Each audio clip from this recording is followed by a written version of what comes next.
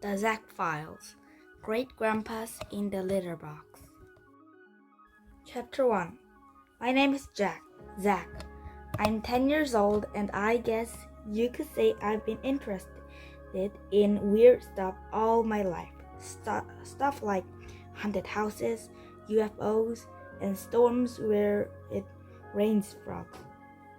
So when something weird happened to me, I was probably more open-minded than somebody else who wasn't interested in weird stuff all their life. I was in the animal shelter near our home in New York City.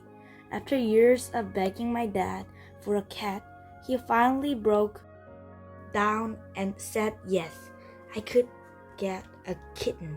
So here I was. I passed a cage with an old gray tomcat inside it. His fur was matted with dirt.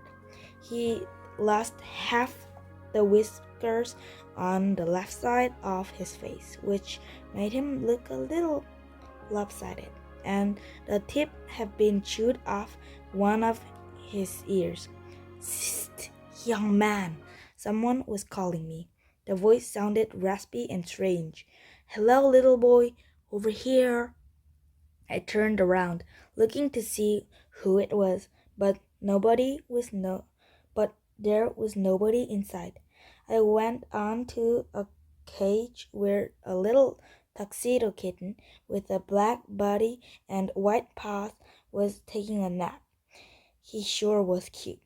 I stopped to take a closer look at him. Of course, it probably wasn't the best time for me to adopt a kitten. In a couple of days, my dad and I were flying to Chicago to spend Thanksgiving with my grandma Leah, but our neighbor had agreed to cat sit, and I wasn't taking any chances of my dad changing his mind. I'd almost decided on that cute little tuxedo kitten when I heard a voice again. "Hey kid," said the voice, "I am speaking to you." "Where are you?" I asked. "Right here, dummy," said the voice, "in the cage in back of you." I turned around. That scruffy old gray tomcat was staring quite crossly at me. You'll pardon me for hurling," said the cat, "but I was afraid you were about to make a terrible mistake and choose somebody else." "You can talk," I said, hardly able to believe my ears. I moved closer to his cage. I wanted to see if this cat lips moved when he talked. Maybe this was just a trick, somebody doing ventriloquism. I mean, I told you I like weird stuff, but this was really far out, even for me. "A talking cat?" I said. "Yeah, a talking cat. How about that?" said the cat sarcastically.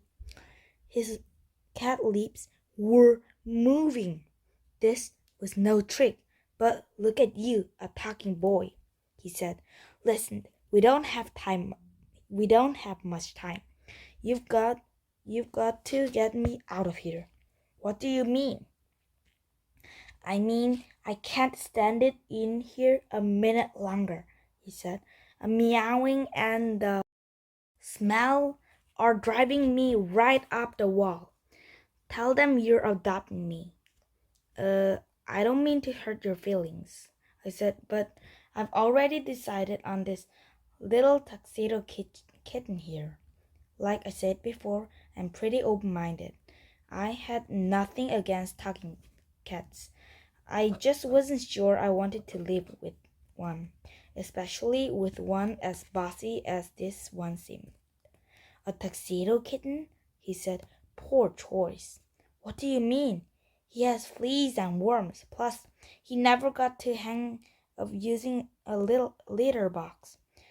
The tomcat gave me a long look. He could see I wasn't buying it. "Okay," the cat went on. "I didn't want to have to use this, but here goes. If you don't adopt me, they're going to put me to sleep. And I don't mean tuck me in bed in my jammies either. I mean kill me. You really want that on your conscience, kid? Listen, they don't put cats to sleep here, I said. That is a well-known fact. This cat was not only bossy, he also seemed to have problems with the truth. Okay, I admit they haven't lately, he said, but that could change any day. I looked at him and shook my head. Okay, he said. How about this? What if I told you I know your name? What's my name? Zack. How did you know that? I asked. I had to admit I was pretty impressed. Know that many people know my name, and even fewer cats. You were impressed, huh? Said the big gray tomcat. What if I told you I'm a member of your family, Zack? Do you think you'd still prefer the little tuxedo? A member of my family? I said, how could that be? You're a cat. Hey, you never heard of reincarnation? Somebody dies and comes back as somebody else? So, I said, sure, I heard of reincarnation. In fact, I read about several cases in India, the kids who claimed to have lived before. They knew facts about certain places they'd never been, things they couldn't possibly have known if they were ordinary kids. Still, they were kids, not cats. So what? So, said the great tomcat, I happen to be your wonderful dad, great-grandfather Julius. Chapter 2. 1 minute I'm about to go home with a cute little black and white kitten. The next, a big gray tomcat tells me he's my dad's great-grandfather. I didn't know what to do. I took another look at the kitten. He was licking his front paws in an adorable way. The tomcat saw I was still leaning toward the kitten. What? You don't think I'm cute? He asked. Then he posed in what he must have thought was a cute pose. You're kind of cute, sir, I said. It's just that cute, schmutz, he said. You can't tell me you're going to walk out of here with a flea-bitten stranger who hasn't been properly toilet trained and leave your beloved great-grandfather rotting in the stinking little cage. Family is family, Zack. I looked at the tomcat, then at the kitten, then at the tomcat. Family is family. Funny. There's something Grandma Leah always said. That did it. I guess you're right, sir, I said. I guess family is family. Now you're talking sense, kids, said the cat. And please call me Great-Grandpa Julius. Chapter 3. When I arrived home, huffing and puffing, carrying my cardboard cat carrier, my dad met me at the door. Since my parents split up, I live part of the time with my dad and part with my mom. So, he said, smiling, it's looked like you finally gotten yourself a kitty. Yeah, I said, and put the cat carrier down. I was exhausted. With Great-Grandpa Julius inside it, it must have weighed close to 30 pounds. Can I see a little guy? Asked my dad. Sure, Dad, I said, but first I have to tell you a couple of things. Okay, what? Well, number one, I didn't get a kitten. I got a slightly older cat. Why, Zack? said said my dad. I think that's a wonderful thing to do, giving an older cat a home. I'm very proud of you, son. Uh-huh. And number two, he's not an ordinary cat, Dad. Well, for one thing, he talks. He talks, said my dad. Yeah, he talks. My dad smiled, deciding to go along with my little joke. I see. Well, what does he say? He said he's great grandpa Julius. I didn't even think you remembered having a great grandma Julius, he said, chuckling. What I remember was hearing Grandma Leah go on about her father Julius. Was so nice he was practically a saint. Then she'd always add how Julius was the complete opposite of great grandpa Maurice, her husband's father. Maurice was a black sheep of the family. So far, Julius didn't seem that saintly to me. I opened the cat carrier. Great Grandpa Julius and my dad took a good long look at each other. Well, he's certainly big, said my dad. Hello, Great Grandpa Julius.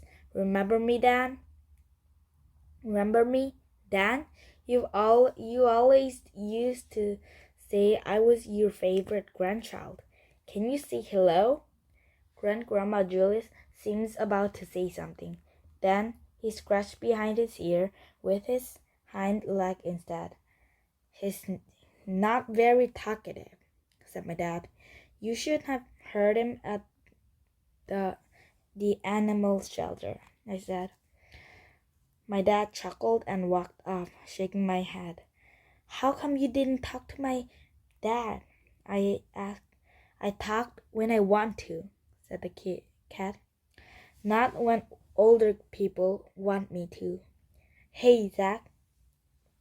Hey, Zack. You got anything to eat around here? I'm so hungry I could eat rodents. I had a free can of cat food they gave me at the animal shelter.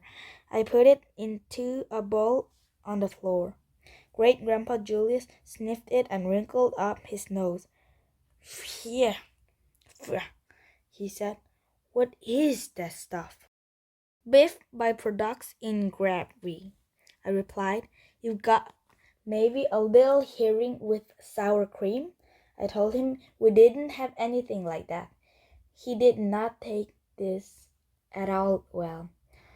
Let's put it this way, kid, said Great Grandpa Julius. Either get me some herring with sour cream pronto, or I'm going to take a lick on your sofa. You're not serious about this, I said. Try me, he said. If you ask me, Great Grandpa Julius was a lot crankier than I'd heard. But I was trying to be understanding. I guess dying and getting reincarnated as a cat could spoil a person's mood. Chapter 4. Luckily, a deli on the corner sold herring with sour cream. I brought it back to Great Grandpa Julius. Now you're talking, he said when he saw it. He gobbled it up. Not bad at all. But tomorrow, Zack, be sure the deli man doesn't skimp on the sour cream. Boy, this cat was pushing. Listen, I can't buy you herring and sour cream every day, I said. I only get $3 a week allowance, and I won't be able to buy it for you over Thanksgiving weekend. I won't even be here. I'm going to Chicago to visit Grandma Leah. We're going to visit Leah? He asked delightedly. I am, I said. You're staying here with a neighbor. You'd go to Chicago and you wouldn't take me to see my own daughter? If Leah heard I was reincarnated and didn't come to see her, She'd be crushed. Well, I said, let me ask my dad. Zack, said my dad. I'm willing to go along with a joke, but we both know cats can't talk. Although I must admit, I'm tempted to bring him to Chicago just to see the expression on Grandma Leah's face when you tell her that Cat is her father. Dad, I really like to take him to Chicago. I think it would mean a lot to him. I'll tell you what, said my dad. If you can get him to talk to me, then you can take him to Chicago. I went back to my room where Great-Grandpa Julius was pawing through my collection of baseball cards. You have any card with Lou Gehrig, Ty Cobb, or Roger Hornsby on them? He asked. No, afraid not. Gehrig and Hornsby were nice fellas. Cobb is not nice. That's what I heard. Here, but all three signed my baseball. You're saying you actually met Lou Gehrig, Ty Cobb, and Roger Hornsby? I said. The tomcat nodded. What happened to the ball they signed? I have it. Where?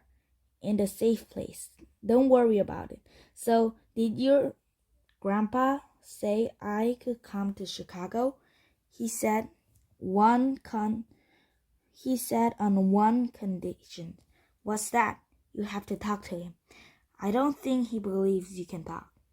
That's all I have to do, talk to him? That's all. Okay, let's do it.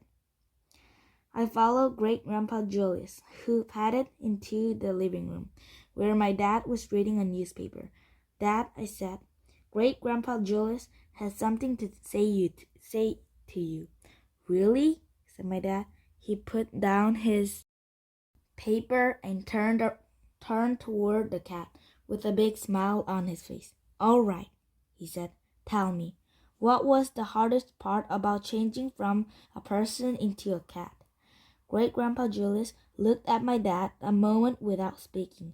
Then he cocked his head, opened his mouth, and said, For me, I guess the hardest part was finding out there wasn't a door you could lock behind you on the litter box.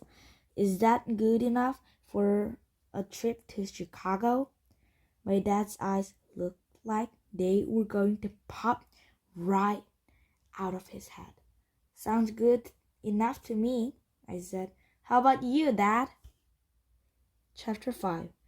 Was my dad found out my cat was Great-Grandpa Julius? He kept asking him questions about what it was like being dad. Dad never let up for the 2 days before we left for Chicago, and all during the long ride to the airport. Some people who died and were brought back to life again claimed they went through what looked like a very long tunnel with very bright lights at the other end, said my dad, and all their dead relatives met them on the other side. Did they happen to you? I do remember heading through a long tunnel and coming out to bright light on the other side, said Great-Grandpa Julius. You do? Said my dad excitedly. Yes, said Great-Grandpa Julius. It happens to be a midtown tunnel, and the bright lights on the other side was Queens. That's where they buried me. Tell me something. Would you happen to have a cigar on you? It's been years since I've smoked a really good cigar. You should stop smoking cigars, I said. They're bad for you. I guess you're right, said Grandpa Julius. But some things you just don't stop craving, even after you're dead. How long have you been a cat? asked my dad. I don't have a driver license on me, said Great-Grandpa Julius. How old do I look? About 12 or 13, I said. That feels about right, he said. Of course. I didn't come back as a cat right away. You didn't? Oh no. First, I was a caterpillar. A caterpillar? I said. What was that like? Extremely boring. Mostly it was about eating leaves. I ate leaves and tried to pretend they were herring with sour cream. Say, you won't by any chance happen to have a little scanaps on you? What's sketchnaps? I asked. Liquor, said my dad. No, I'm sorry. I don't carry a snatch on me. We arrived at the airport. Dad paid a cab driver. I tried to put Great-Grandpa Julius back into his cat carrier. Hey, come on, he cried. Don't make me travel in a suitcase again. I'm a dignified old geezer for a pet's sake. In a past life, you were a dignified old geezer, I said. In this life, you're a stray cat, and cats travel in cat carriers. Julius sighed and got into his carrier. Once we got on the plane, Dad started in again with his questions. So, Julius, said Dad, after you were a caterpillar, did you become a butterfly? No, a moth, said the voice inside the cat carrier. Mostly, that was about eating sweaters. You ate sweaters? I said. Ugh! Don't knock it till you've tried it, said Great-Grandpa Julius. I remember one fine cashmere turtleneck. It was almost as tasty as the corned beef on rye. Then, one night, I happened to fly a little too close to a torch outside the Polynesian restaurant, and phew, another turtle. No, moths don't get turtles. Only humans get turtles. After that, I became a mouse. And that was all about eating cheese, I suppose, said my dad. No, about eating wood. Don't ask. Wait a minute, I said. First you were a caterpillar, then you were a moth, then a mouse. How did you have time to be all those things? We're not talking about a lot of time here, said Great-Grandpa Julius. You could die, do a stretch as a caterpillar, then a moth, then a mouse, and you could still be back by a week from Thursday. But time didn't matter to me. I was dead. I had quite a lot of leisure time on my hands. Excuse me, said the flight attendant as she passed our row.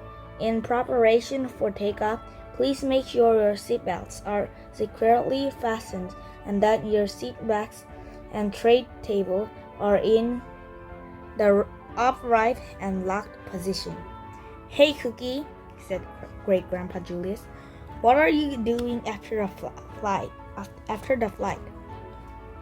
The flight attendant thought my dad said that because she gave him a dirty look. Then we buckled up. Next stop, Chicago.